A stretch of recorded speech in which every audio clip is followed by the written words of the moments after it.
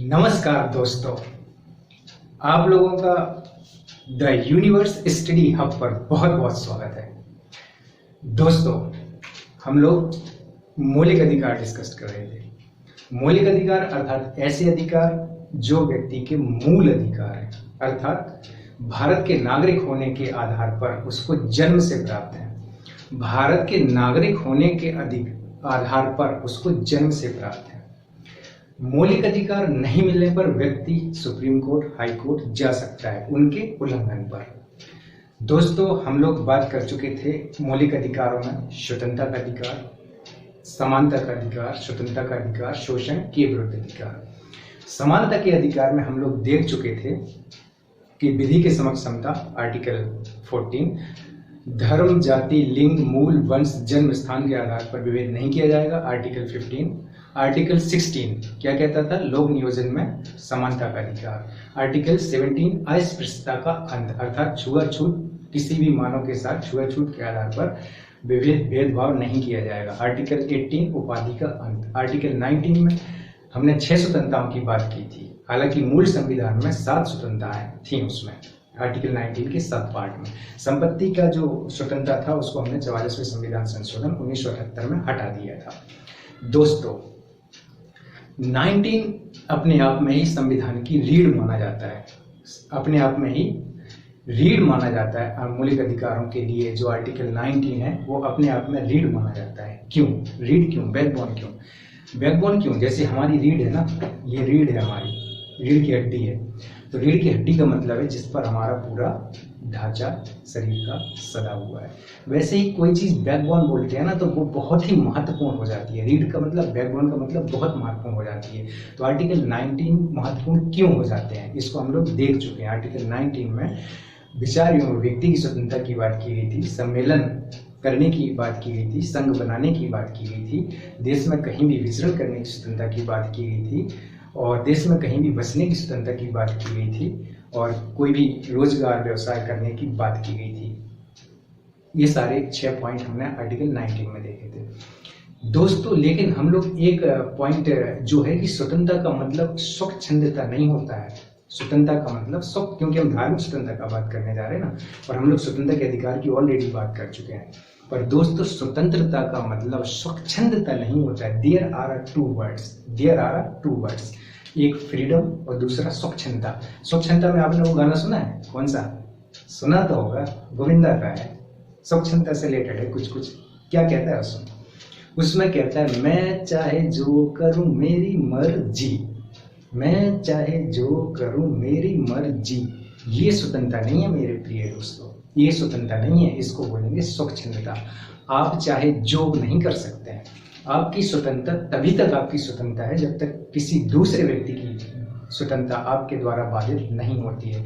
अगर आप किसी दूसरे व्यक्ति की स्वतंत्रता को बाधित करते हैं तो आपकी स्वतंत्रता स्वच्छंदता में बदल जाएगी।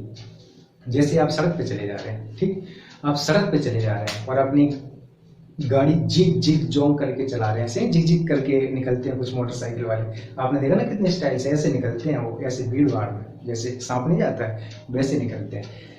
तो इस प्रकार से अगर आप गाड़ी चलाएंगे तो जो दूसरे लोग गाड़ी चला रहे हैं कि उनकी स्वतंत्रता का हनन नहीं हो रहा है? हो रहा है ना मेरे प्रिय दोस्तों, हो रहा है ना। अभी एक्सीडेंट हो जाएगा, 2-3 लोगों की असामयिक मौत हो जाएगी। Who is the responsible? Who will be the responsible? Who will be the responsible at that particular events? Who will be the responsible? Who will? कौन इसके लिए रिस्पॉन्सिबल होगा? आप सोचिए, ये जिग गाड़ी चलाने वाला या वो जो आराम से अपना घर जा रहे थे लौट करके, वो होंगे। एक बात और दोस्तों हम यहाँ पर बता देना चाह रहे हैं कि एक आर्टिकल 2-2 घंटे का हो सकता है। इतने सारे एग्जाम्पल्स हम यूज कर सकते हैं, बट हमें बहुत कम समय में बहुत ज़्यादा चीज़ों को बताना होता है। इसलिए हम, क्योंकि इससे अगर हम ऐसा नहीं करेंगे तो वीडियो बहुत लंबे हो जाएंगे और फिर हमारा अभी मकसद क्या है कि साधारण से साधारण भाषा में हम अपने संविधान के अनुच्छेदों को सभी लोगों तक पहुंचाने का प्रयास करें ताकि वो अपने राइट्स को जान सकें, राइट। तो अगर वो जिगजैग करके गाड़ी चला रहा है तो वो दूसरे की स्वतंत्रता का हनन कर रहा है कि नहीं कर रहा है मेरे प्यारे दोस्तों? कर रहा है ना। कर रहा है। तो ये क्या हुआ? स्वच्छंदता। वो गाना सुनिएगा गैम्बलर का, मैं चाहे जो करूं मेरी मर्जी। ये मेरी मर्जी वाला काम नहीं है। यहाँ आपको स्वतंत्रता का अधिकार तो दिया जा रहा है, लेकिन उस स्वतंत्रता के अधिकार में कुछ युक्त प्रतिबंध भी हैं। जैसे कि युक्त प्रतिबंध में क्या है? जैसे कि देश की एकता अखंडता को बचाने के लिए आपकी स्वतंत्रता पर प्रतिबंध लगाया जा सकता है। जैसे युद्ध काल में देखते हैं स्वतंत्रता पर प्रतिबंध लग जाता है कि नहीं लग जाता? आप घर से नहीं निकल सकते, आप घर में रहेंगे, या आक्रमण हो जाए, या आपातकाल लग जाए, कुछ भी ऐसी चीजें हो जाए जहां सरकार को लगे कि देश की इंटीग्रिटी है, यूनिटी को खतरा है, वहां स्वतंत्रता पर प्रतिबंध लगा दी जाएगी। आपातकाल इंदिरा गांधी जी के समय देखिए आप, है ना, इमरजेंसी लगाई गई थी। तो व्यक्ति के मूल अधिकार को छीन लिया जाता है ना, छीन लिया जाता है। दूसरा सुरक्षा, देश की सुरक्षा के लिए। दूसरा देश की सुरक्षा के लिए। तीसरा स्वास्थ्य सार्वजनिक व्यवस्था के लिए, सार्वजनिक व्यवस्था बनाए रखने के लिए हम आपकी स्वतंत्रता पर प्रतिबंध लगा सकते हैं। स्वास्थ्य संबंधी इश्यू पर को लेकर के, जैसे अभी देखिए ना आप कोविड के समय क्या हुआ था? कोविड-19 के समय लोगों को घर में बंद कर दिया गया था ना। वो क्या मैं बाहर जाने तो बाहर जा पा रहे थे क्या? लाठी पड़ रही थी, नहीं पड़ रही थी? तुम्हें नहीं पड़ी क्या? आपको लाठी नहीं पड़ी क्या? पड़ी तो होगी, और नहीं पड़ी होगी तो अच्छी बात है। लाठी नहीं पड़ी, नहीं पड़ी तो अच्छी बात है। तो ये क्या है? स्वतंत्रता पर प्रतिबंध लगा दिया गया था ना। तो देश की एकता अखंडता, सुरक्षा, सार्वजनिक व्यवस्था और न्यायालय की अवमानना, नैतिकता, कुछ ऐसे विषय हैं जिनके आधार पर जो समाज में व्यवस्था बनाए रखने के लिए जरूरी है, देश में व्यवस्था बनाए रखने के लिए जरूरी है, उन आधारों पर व्यक्ति की स्वतंत्रता पर प्रतिबंध लगाया जा सकता है। और आप हमेशा अपनी स्वतंत्रता का उपयोग करेंगे, पर स्वतंत्रता को स्वच्छंदता में नहीं बदलेंगे। अगर आपके बगल पे लोग पढ़ रहे हैं तो आपका कर्तव्य क्या है कि आप धीरे बात करें, ताकि उनको डिस्टर्ब ना हो, आप ज़्यादा हो हल्ला ना करें, ताकि दूसरे की स्वतंत्रता बाधित ना हो। आप अपनी स्वतंत्रता का ऐसे उपयोग ना करें जिससे कि दूसरे की स्वतंत्रता बाधित हो। ठीक, ये चीज़ क्लियर हो गई?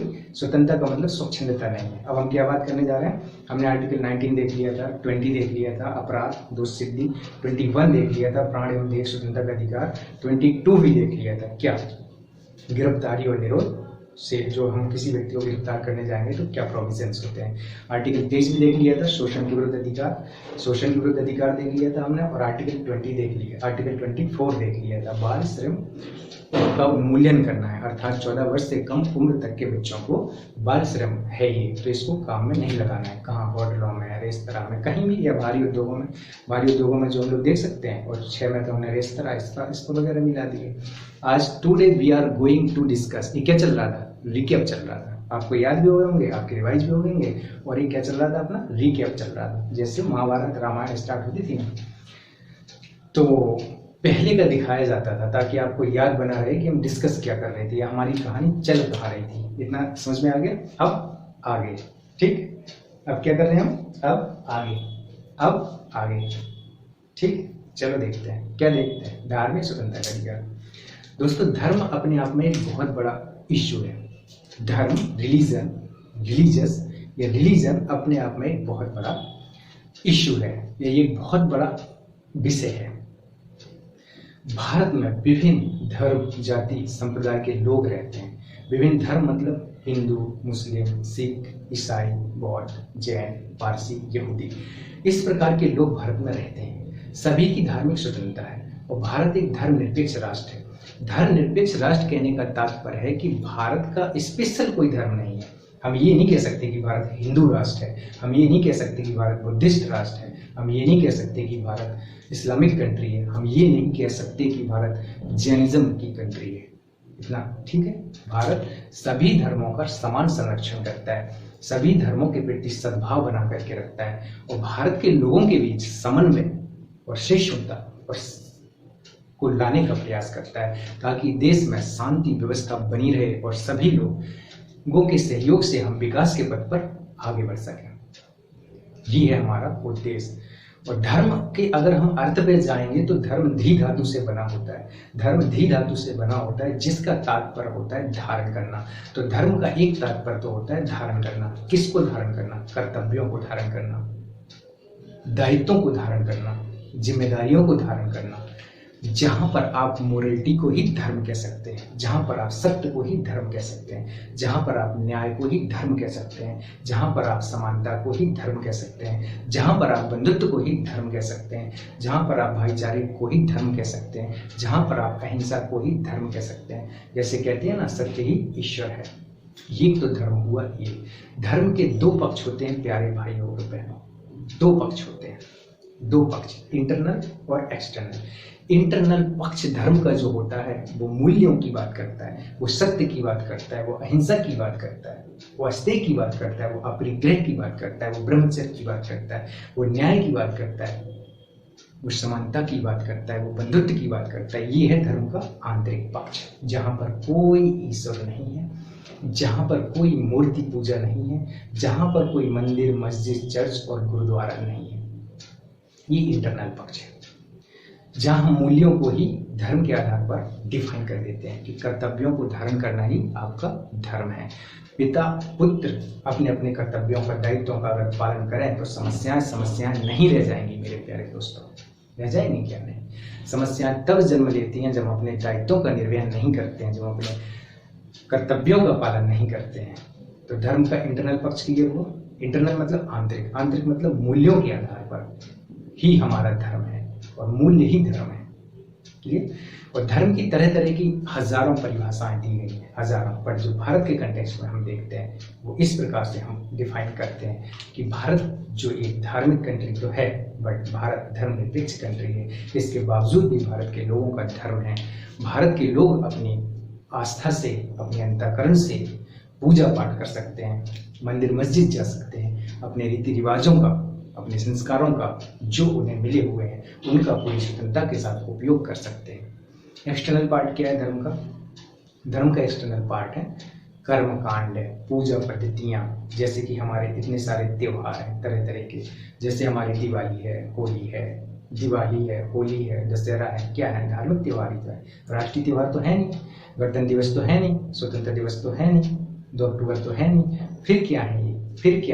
26 नवंबर तो है नहीं। फिर ये हैं क्या? ये हमारे धार्मिक फेस्टिवल्स हैं, हमारे रिलीजियस फेस्टिवल्स हैं दोस्तों। तो जो रिलीजियस फेस्टिवल्स हैं और जो हमारे कर्म कांड है, हमारी पूजा पद्धतियाँ हैं, कोई अपना बकरा ईद मना रहा है, कोई ईद, हमारे जो मुस्लिम भाई बहन है वो ईद मना रहे हैं, है ना, और हिंदू भाई बहन होली, दशहरा, दीपावली मना रहे हैं, बौद्धिस्ट अपना बौद्धिक क्रांति मना रहे हैं, जैनिज्म अपने अपने त्योहार है। गुरु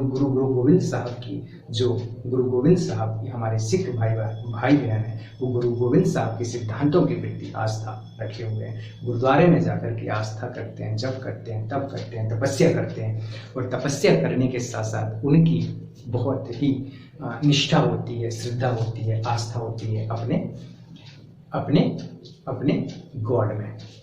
ये हुआ अपना इंटरनल पक्ष। इंटरनल पक्ष भी तब तक गलत नहीं है जब तक हम धर्म को आधार बनाकर लड़ते नहीं हैं, जब तक हम धर्म की श्रेष्ठता को लेकर के एक दूसरे से बहस नहीं करते हैं, कट्टरता नहीं दिखाते हैं, तब तक धर्म बिल्कुल भी गलत नहीं है। लेकिन जिस दिन हम धर्म के आधार पर दंगे फसाद करते हैं, हड़ताल करते हैं, आगजनी करते हैं और सरकारी संपत्ति को क्षति पहुंचाते हैं, उस दिन धर्म का अर्थ ही चेंज हो जाता है। क्योंकि धर्म नहीं सिखाता आपस में वैर करना, और जिस परम तत्व की सत्ता आज तक सिद्ध नहीं हुई, जिस परम तत्व की सत्ता के बारे में आज तक एक रहस्य ही है, उस सत्ता के लिए आप लड़ मर रहे हो। वो परम पिता परमेश्वर अगर कहीं है और देख भी रहा होगा तो सोच रहे होंगे कि बताओ किस अंधविश्वास से, किन कुरीतियों से जकड़े हुए हैं ये लोग, और कैसे आपस में लड़ रहे हैं। हमने इंसान को बनाया और इंसान ने हमें बना दिया, हमने ईश्वर को बनाया, ईश्वर ने हमें बना दिया। ये आज भी प्रश्न चिन्ह है। ये आज भी मिस्ट्री है कि ये वर्ल्ड कहाँ से आया, ये संसार कहाँ से आया, और इस सृष्टि के पीछे क्रिएशन या पहला कारण कौन है, और सृष्टि कैसे चल रही है। आज भी विज्ञान इसको सर्च कर रही है। तो हमें कभी भी अंधविश्वासों के चक्कर में पड़ के, कुरीतियों के चक्कर में पड़ के, और परंपरा और कट्टरता को परंपराओं के चक्कर में पड़ के कट्टरता को फॉलो नहीं करना चाहिए। अपनी बुद्धि का, अपने विवेक के आधार पर निर्णय लेना चाहिए। ये हमारी धार्मिक स्वतंत्रता का अधिकार शुरू होने वाला है। उससे पहले हमने धर्म की विवेचना की है कि आखिर धर्म क्या है। तो धर्म में एक ईश्वर तो है ही, अगर ईश्वर है, धर्म में एक ईश्वर तो है ही, और ईश्वर के साथ साथ धर्म ग्रंथ भी हैं, जैसे बाइबल है, कुरान है, उपनिषद है, वेद है, रामायण है, महाभारत है, पुराण है, बाइबल है, गुरु ग्रंथ साहिब है, बौद्ध सिद्धांत है, जैनिज्म के जैन सिद्धांत है, सिख के गुरु ग्रंथ साहिब है। ये क्या है? एक ईश्वर है।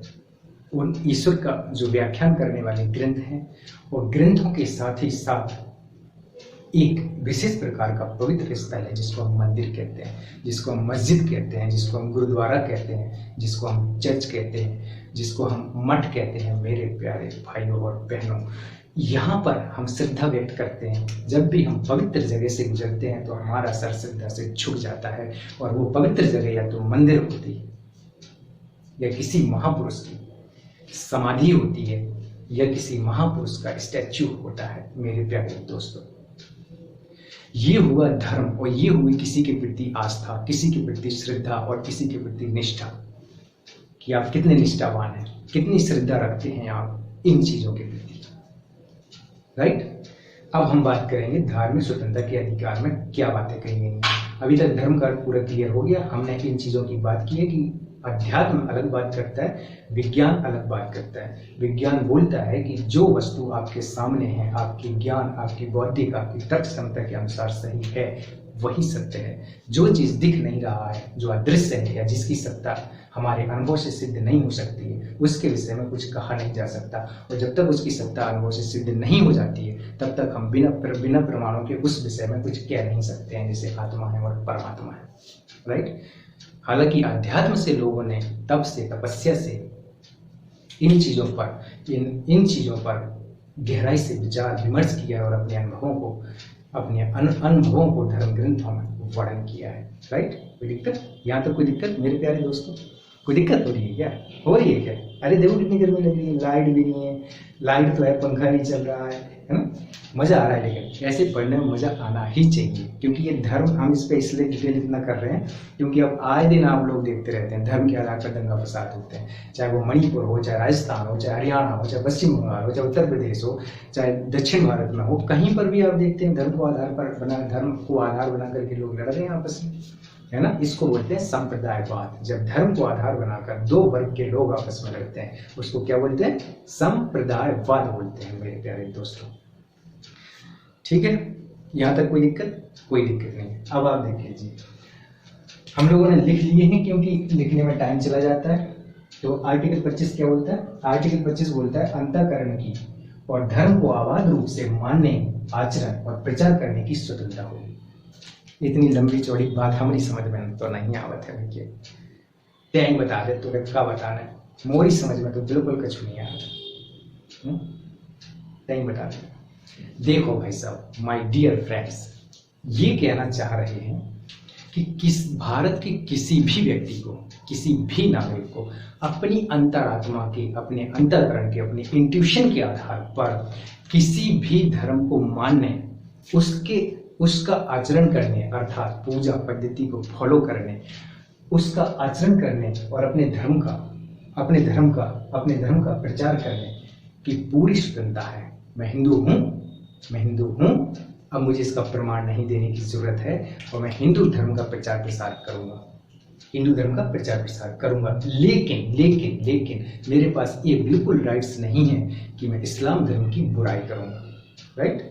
आप इस्लामिक हैं, आप इस्लाम धर्म को मानते हैं, आपके पास पूरा राइट्स है कि आप इस्लामिक पद्धतियों का फॉलो करें, कुरान के नियमों के अनुसार, कानूनों के, उसमें जो भी व्याख्यान दिए गए हैं उनके अनुसार आप अपनी जीवन शैली को बनाएं। लेकिन आपको ये अधिकार बिल्कुल भी नहीं है कि आप हिंदू धर्म से नफरत करें या हिंदू धर्म के लोगों से नफरत करें। आप अपने धर्म के अनुसार प्रेम से रहें, ये अपने धर्म के अनुसार प्रेम से रहें। यही सद्भाव है, यही समभाव है, और यही हमारे संविधान की मूल भावना कहती है कि आप अपने धर्म का पालन करिए, अपनी इच्छा के अनुसार, अंतरात्मा के अनुसार आप जिस धर्म को मानना चाहते हैं मानिए, लेकिन जबरदस्ती आपको हिंदू नहीं बनाया जाएगा। जबरदस्ती कोई हिंदू को मुसलमान नहीं बना सकता है, कोई मुसलमान हिंदू को मुसलमान नहीं बना सकता है, कोई बौद्धिस्ट को मुसलमान नहीं जबरदस्ती बना सकता है।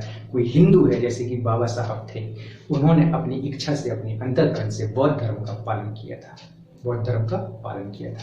Is there any problem?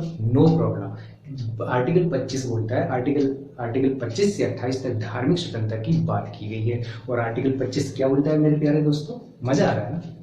क्यों मजा नहीं आएगा मुझे बताओ। हम जिस देश में रह रहे उस देश की इतनी चीजें तो जानना हमारा दायित्व है ही, नहीं तो कोई भी हमें मूर्ख बना देगा कि नहीं बना देगा। और मूर्ख बनते रहते हैं कि नहीं बनते रहते हैं।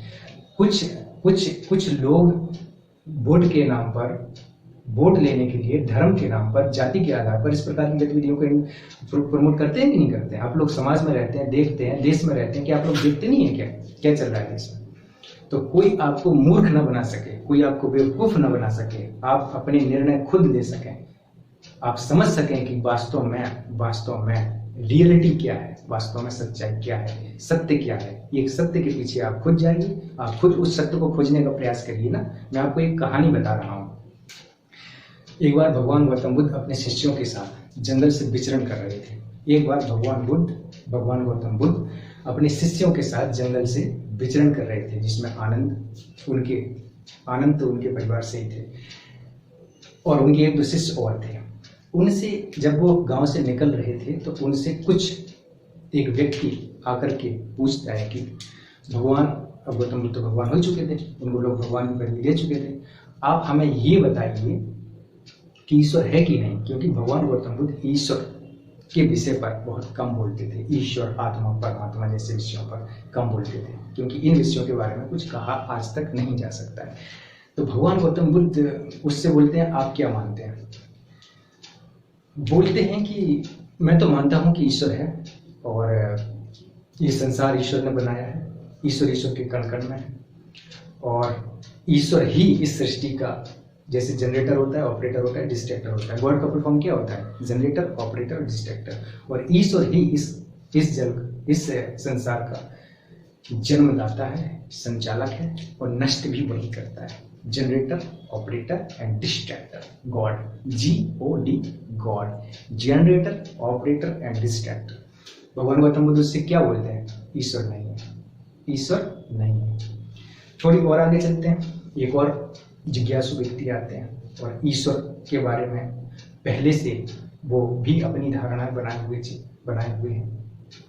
वो भी पूछते हैं भगवान गौतम बुद्ध से कि ईश्वर है कि नहीं है, और है तो कहाँ है, और कहाँ है तो कैसा है, देखने में कैसा लगता है, कितना बड़ा है ईश्वर, कहाँ रहता है ईश्वर का घर कहाँ है।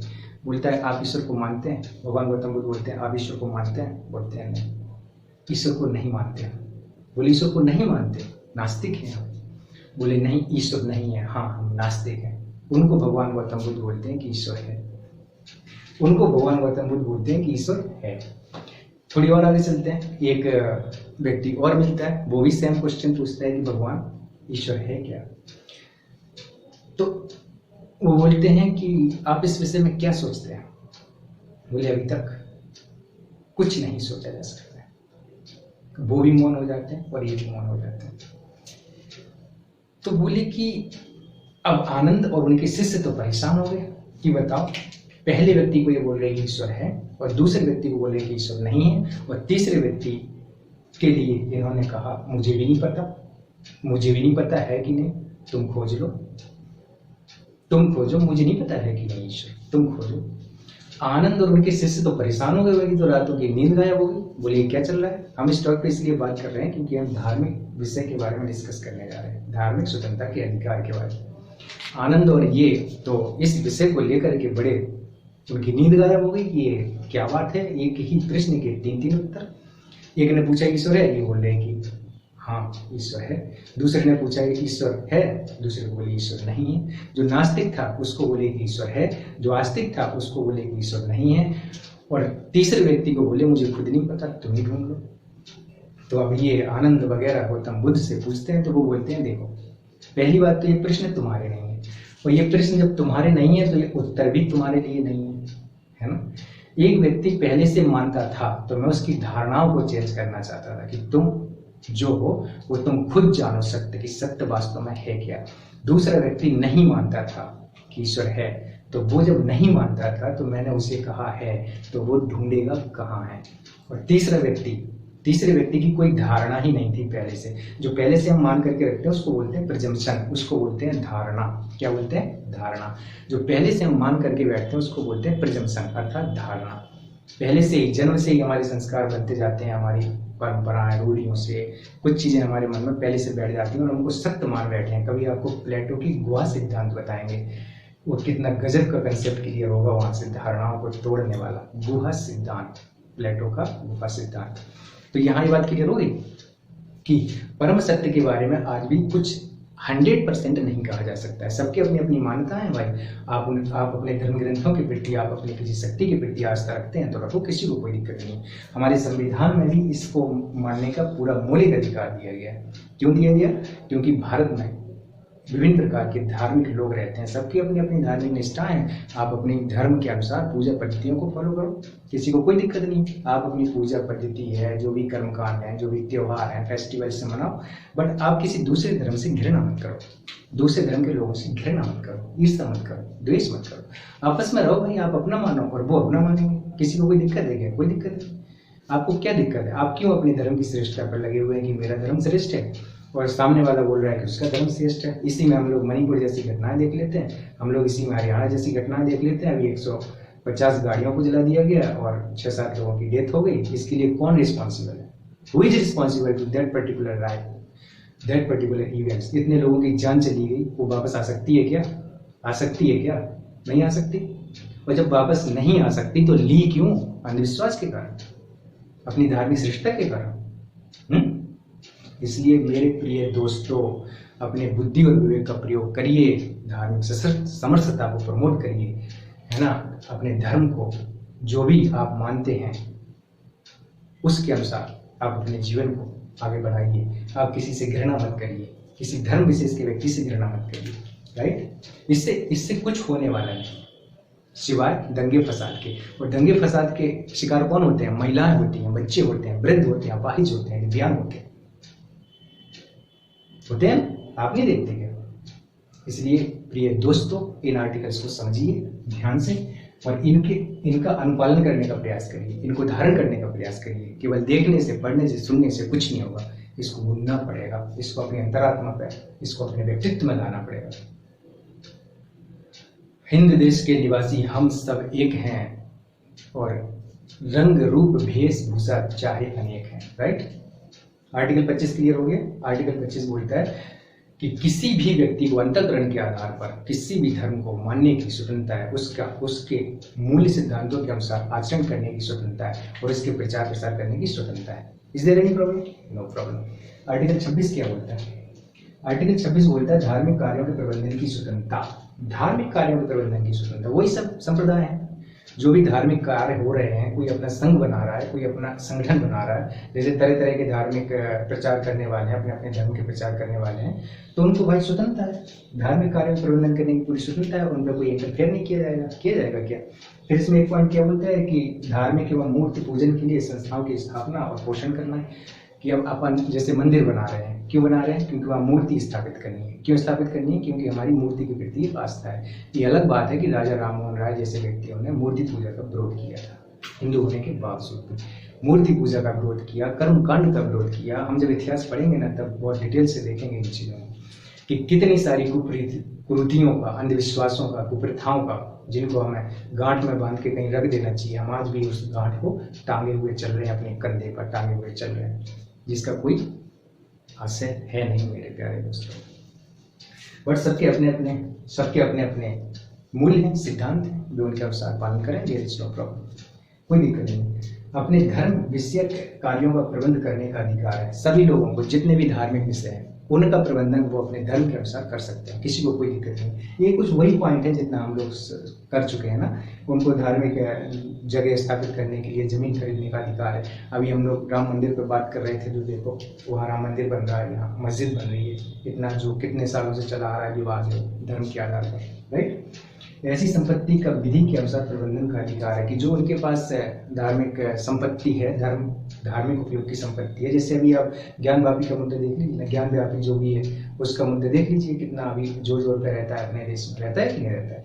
तो इन चीज़ों को समझने के लिए हम एग्जाम्पल दे रहे हैं। हमारा यहाँ पर किसी भी धार्मिक संप्रदाय, किसी भी धर्म की विवेचना या आलोचना या निंदा करना नहीं है। हम सिर्फ अपने संविधान में जो लिखा गया है उसकी विवेचना कर रहे हैं कि उसमें किस प्रकार से चीज़ों का वर्णन किया गया है। हमारी सभी धर्मों के प्रति समान आस्था है, हम एक राष्ट्र के नागरिक हैं, हमारा राष्ट्र भारत है, हमारा धर्म मानवता है, राइट। मानव ही सर्वोपरि है, उसके बाद धर्म आते हैं। क्लियर। 27 में क्या बोल रहा है कि धर्म के व्यक्ति के लिए कर के समुदाय से स्वतंत्रता है। देखो बहुत सारे धार्मिक संप्रदाय आप देखते हैं, जैसे तरह तरह के संप्रदाय हो जाते हैं। बाबा रामदेव आज के योगा का प्रचार कर रहे हैं, कि नहीं कर रहे हैं। वैसे श्री रविशंकर है, वैसे अभी सदगुरु हैं, उनका भी कल को कोई धर्म हो सकता है। सदगुरु जी हैं कि नहीं है। अभी आचार्य प्रशांत हैं, वो भी वेदांत पर काफ़ी अच्छा बोलते हैं और काफ़ी फॉलोवर है उनकी आज। तो ये क्या है, कल को इनका भी कोई धर्म स्थापित हो सकता है। बौद्ध धर्म है, इनके भी कोई धर्म स्थापित हो सकते हैं। तो जो धार्मिक संस्था बन जाती है ना, उन पर सरकार टैक्स नहीं लगा सकती है, अर्थात उनको टैक्स से कुछ छूट मिली होती है। उन धार्मिक कार्यों को प्रमोट करने के लिए टैक्स नहीं लगाया जाता है। तो आर्टिकल 27 क्या बोलता है कि धर्म की अभिव्यक्ति के लिए कर के संदाय से स्वतंत्रता प्राप्त है। कि धर्म की अभिव्यक्ति, धर्म के एक्सप्रेशन या धर्म के प्रचार प्रसार के लिए या धार्मिक सम्मेलन जो बड़े बड़े होते हैं वहाँ पर जो भी गतिविधि होती है या जो भी जमीन होती है उस पर टैक्स नहीं लगाया जाता है। एक अलग फायदा रहता है। हाँ। आर्टिकल 28 धार्मिक शिक्षा में उपस्थित होने स्वतंत्रता है। अगर धार्मिक शिक्षा, देखो धार्मिक शिक्षा किस राज्य द्वारा पोषित, किसी भी संस्था में राज्य द्वारा पूर्णतः पोषित और राज्य द्वारा पूर्णतः पोषित है, उसका रखरखाव किया जा रहा है। किसी भी सरकारी संस्था में धार्मिक शिक्षा नहीं दी जाएगी और किसी भी व्यक्ति को जबरदस्ती धार्मिक शिक्षा लेने के लिए मजबूर नहीं किया जाएगा और धार्मिक शिक्षा लेने के लिए मजबूर नहीं किया जाएगा। और क्या है, धार्मिक शिक्षा लेने के लिए मजबूर नहीं किया जाएगा। और बालक अभी समझदार नहीं है तो उसके अभिभावकों को से उसकी अनुमति लेनी पड़ेगी कि हम इनको धार्मिक शिक्षा दें कि धार्मिक शिक्षा ना दें। कोई दिक्कत नहीं है। धार्मिक शिक्षा दें कि धार्मिक शिक्षा ना दें। 28 में 3-4 प्रकार के शैक्षणिक संस्थानों की बात की गई है। सरकार द्वारा पूर्णतः पोषित, सरकार द्वारा मान्यता प्राप्त और सरकार द्वारा वित्तीय सहायता प्राप्त। तो कुछ हैं जैसे सरकार द्वारा पूर्णतः प्राप्त है, उसमें आप धार्मिक शिक्षा नहीं दे सकते हैं। वो एक है कि सरकार द्वारा वित्तीय सहायता प्राप्त है और एक है जो सरकार द्वारा वित्तीय सहायता प्राप्त है, एक है जो सरकार द्वारा मान्यता प्राप्त है। तो पहले में तो आप बिल्कुल भी धार्मिक शिक्षा नहीं दे सकते हैं। और किसी प्रशासन, एक है जिसका प्रशासन सरकार देख रही है, जिसका प्रशासन तो सरकार देखती है लेकिन उसका जो न्याय से या ट्रस्टी है उसकी स्थापना किसी निजी व्यक्ति ने की थी। तो पहले वाले में तो कंप्लीटली धार्मिक शिक्षा की मनाही है, बल्कि अन्य में धार्मिक शिक्षा युक्त तरीके से दी जा सकती है, युक्त तरीके से दी जा सकती है। तो ये हुए हमारे आर्टिकल 25 से 28। हम लोगों ने आज धार्मिक स्वतंत्रता के अधिकार की बात की है। आप लोग इस वीडियो को बार बार देखना और समझने का प्रयास करना कि धार्मिक स्वतंत्रता का मतलब क्या है और धर्मनिरपेक्षता का मतलब क्या है और अंतःकरण के आधार पर हम किसी भी धर्म को मान सकते हैं। कोई बौद्धिस्ट जैनिस्ट हो सकता है, कोई हिंदू मानने वाला मुस्लिम हो सकता है, कोई मुस्लिम हिंदू हो सकता है, लेकिन आप जबरदस्ती आप किसी भी व्यक्ति का धर्म परिवर्तन नहीं करेंगे। डरा करके, धमका करके, बंदूक दिखा करके उसके खिलाफ तरह तरह की गतिविधियां या कार्यवाही करके आप उसको धर्म परिवर्तन के लिए मजबूर नहीं कर सकते। वो स्वतंत्र है, उसको वो कोई भी धर्म मान सकता है। तो धर्म को कभी हम एक अलग से टॉपिक लेंगे धर्म का, उस पर बहुत जबरदस्त तरीके से धर्म की एक एक पहलू को खोलने का प्रयास करेंगे। आज हम लोग धार्मिक स्वतंत्रता में बहुत अच्छे टॉपिक देखे हैं, धर्म की बेसिक बात की है और धार्मिक स्वतंत्रता में आर्टिकल की बात की है। लेकिन इसके साथ ही साथ धार्मिक स्वतंत्रता तो दी गई है लेकिन युक्त प्रतिबंध भी लगाए गए हैं कि स्वास्थ्य, सार्वजनिक व्यवस्था और नैतिकता के संबंध में धार्मिक स्वतंत्रता पर प्रतिबंध भी लगाया जा सकता है। इसलिए जो हमारे मौलिक अधिकार हैं उन पर युक्त प्रतिबंध भी है। जैसे कोरोना के समय हमने मंदिर मस्जिद जाने पर प्रतिबंध लगा दिया था। आप पूजा करने जा सकते थे? नहीं। घंटी बजाने जा सकते थे? नहीं। अगरबत्ती लगाने जा सकते थे? नहीं। क्यों? क्योंकि हमने उस पर युक्त प्रतिबंध लगा दिया था। ये कुछ पॉइंट है। सार्वजनिक व्यवस्था, नैतिकता और स्वास्थ्य के आधार पर हम धार्मिक प्रतिबंध लगा सकते हैं मानव की धार्मिक स्वतंत्रता पर। थैंक यू वेरी मच, बहुत बहुत धन्यवाद। Like, share and subscribe.